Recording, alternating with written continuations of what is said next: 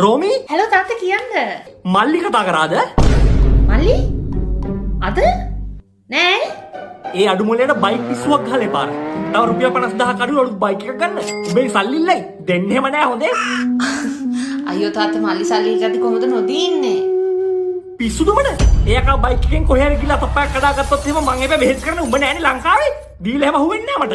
ඉතින් මංගාව සල්ලි තියනවද කියලා අහපුවම මොකද කියන්නේ? එයා දන්නවද මංගාව සල්ලි තියනවයි කියලා?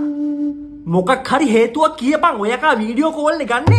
උඹට කෝල් එක ආපු ගමන් උඹ කියපන් උඹේ කම්පියුටරේ මයික් එක වැඩ නෑ කියලා. තොර කතා කරන්න බෑනේ. මොකක් හරි කියලා ඒ වගේ මග ඇරලා තියපන් ෆෝන් එක.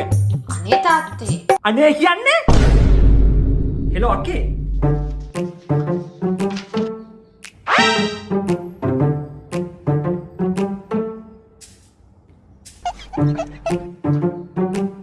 අනේ අක්කේ මේ නිකන් බොරු කරන්න එපා.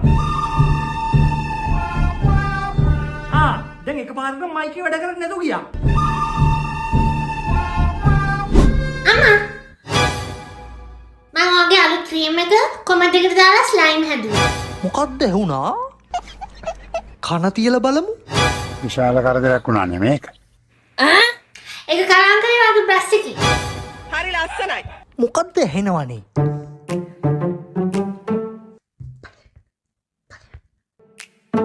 ඔතේ. රොමි මට අල්ලපු ගෙදර ඩීසප්ත් එක්ක සම්බන්ධයක් තියෙනවා. මට ඔයාව ඩිවෝස් කරන්න ඕන. ඔයා ඒකට කැමති නැත්නම් දැම්ම කියන්න.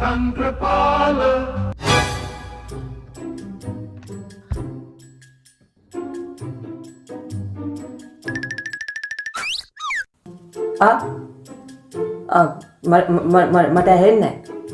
කලින් කියන්නේ මොකුත් ඇහෙන්නේ ඔයා මුකුත් කියන්නේ නැහැ කියන්නේ ඔයාට අවුලක් නැහැනේ. Are we good? ඇත්තටම මයික් එක කැඩිලා වගේ.